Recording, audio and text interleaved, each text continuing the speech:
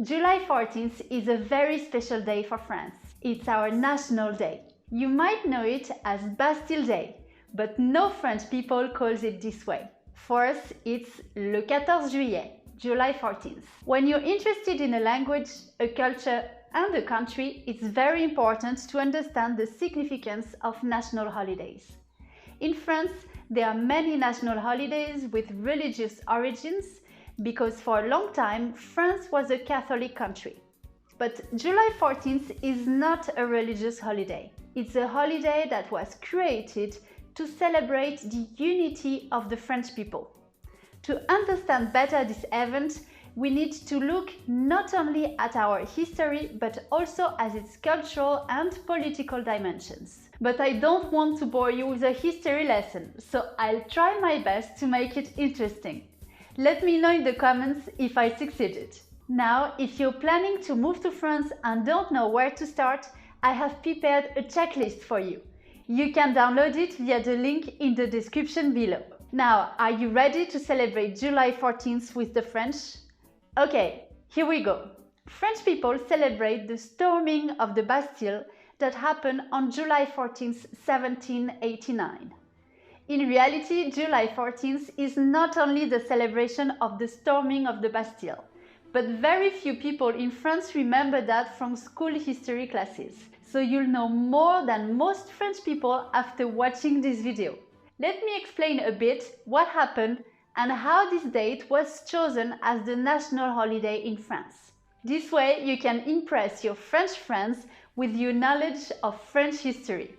To do this, we'll need to go back in time a bit. Imagine that we are at the end of the 19th century and more exactly in 1881. At that time, the political regime in France is the Third Republic. You might know that we are now under the Fifth Republic, so this means the fifth version of our constitution.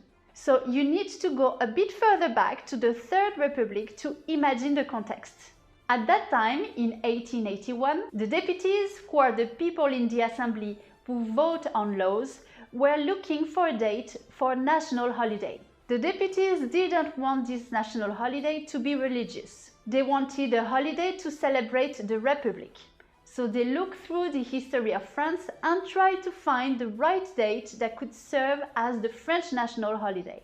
They can't find a date they all agree on. Then they thought about July 14th, 1781. I'll take a few moments to explain what happened on that day. At that time, at the end of the 18th century, France was an absolute monarchy by divine right. This means that France was under a political regime with a king who had all the power and who justified his authority through God. The king considered himself God's lieutenant on earth. One of the most famous kings of France was Louis XIV, known as the Sun King, le Roi Soleil.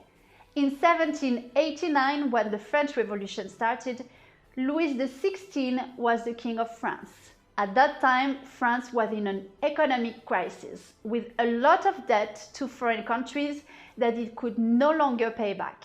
Prices had risen significantly, and it was becoming really difficult for the French people to buy food. In some regions, there were famines, and faced with this crisis, the king decided to organize a meeting with the representative of the three groups that made up French society. The nobles, that is, the family with privileges close to the king. Then the second group was the Catholic Church. And finally, the third group, the most important one, which included the vast majority of French people, was called the Third Estate, le Tiers État, which includes the poor people, but also the bourgeois, the peasants, the craft workers, etc. It was truly the heart of the French society, but it was also the group that had no privileges and for whom the situation was the most difficult. So imagine we are in 1789 and the king organizes a big meeting with these three groups, the nobles, the church and the Third Estate. Together they try to find a solution to improve the economic situation of France, but after several days of discussion, they can't reach an agreement. The third estate wanted the nobles and the church to lose their privileges because at that time the nobles and the church did not pay taxes, while only the third estate had to pay them, even though it was often the poorest people.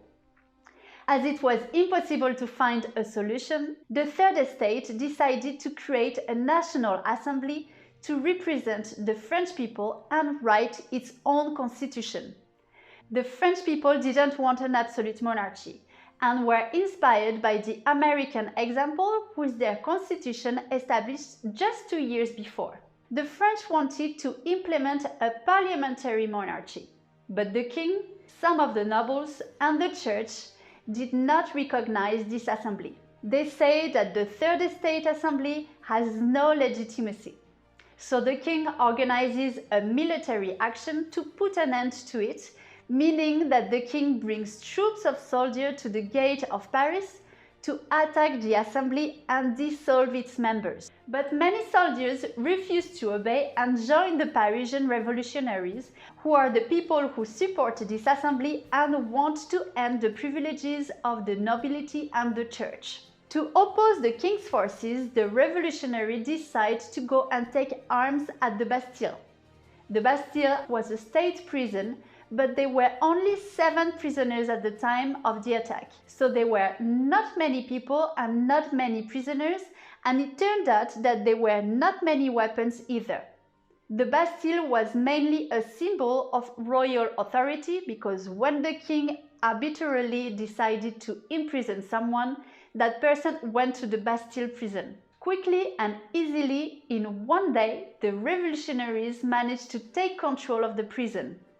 This event is now called the storming of the Bastille. It's important to understand that the storming of the Bastille is a major and symbolic event because it is the first popular action by Parisians against royal power. This event sparked the start of the French Revolution because afterwards, across the country, people decided to follow the Parisians' example and take power.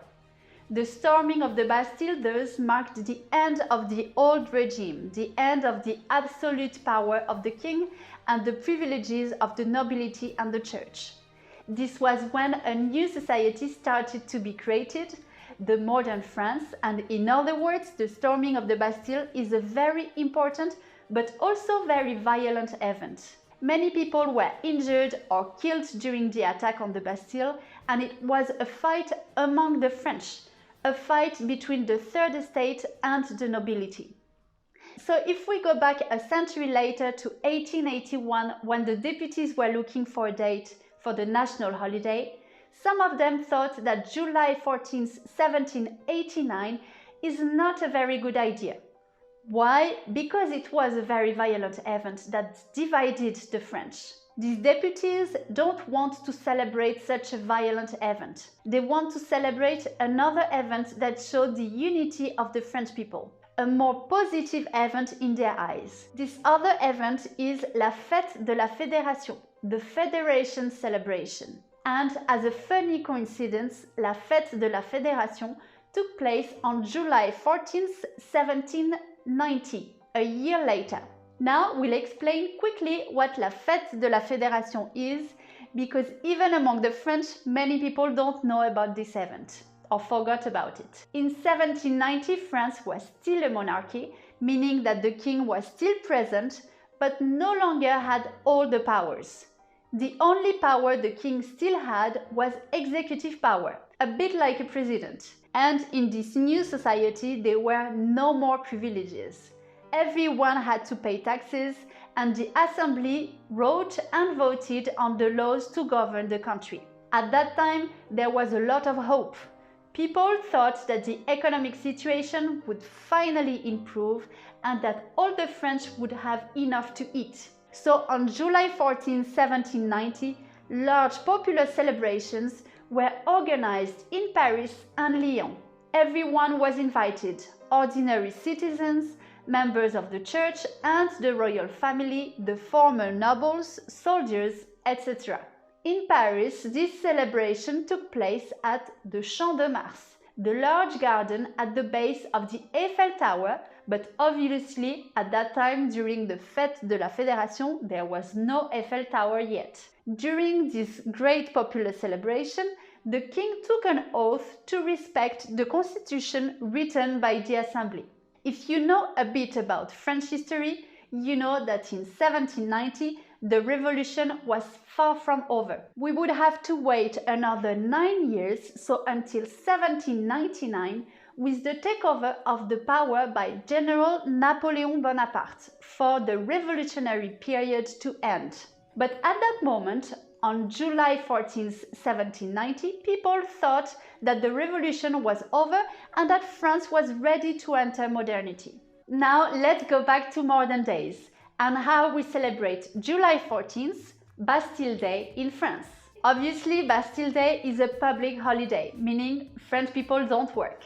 People who can afford it usually go away. The celebration of July the 14th starts in the morning on the Champs-Élysées with a military parade in the presence of the President of the Republic. They play, of course, the national anthem, La Marseillaise. Then, when the night falls, fireworks shows are organized all over France.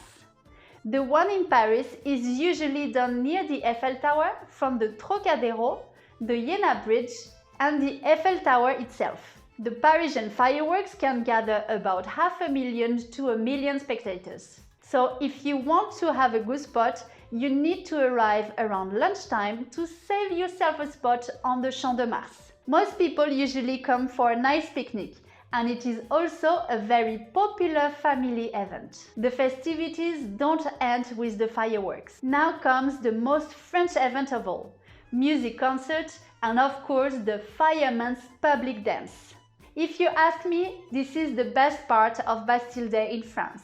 These public dances started randomly after the military parade in the 1930s in Paris. The firemen asked the authorization to show the public the inside of the fire station, and the celebration continued inside. This popular event carried on with music, shows and dance and spread all over the countries. The big cities opened their fire station to the public and organized public dances. If you also have the chance to go to a village dance, don't miss it, they are the best ones. They are lower key events, of course, but they are so welcoming and fun. However, in recent years, the Bastille Day celebration has taken on a new dimension because of tragic events. You might remember that on July 14, 2016, there was a terrible terrorist attack in Nice, where a truck drove into a crowd of people celebrating Bastille Day. This attack was claimed by the Islamic State, and it was a very difficult moment for the French people, because in the previous years there had already been several deadly attacks. The goal of these terrorists is to divide the French population, to create tension within the French society to make it implode. The terrorists want to give the impression that we are divided groups within French society and that there is no unity among them. Through these attacks is the French model that is being attacked. Even though, of course, there are tensions in the French society, and even more today, July the 14th is an opportunity to forget all of that and to celebrate together. This year again, I hope the French people will come together to celebrate July 14th as a proof of unity. That's a wrap on Bastille Day. If you learned something new, please like, subscribe and share. This helps my channel more than you think. And if you plan to no longer be a tourist because you want the real deal in France, you can download my Move to France checklist to start taking action on your dream. You'll find another video that you might like here. See you there. Merci et à bientôt.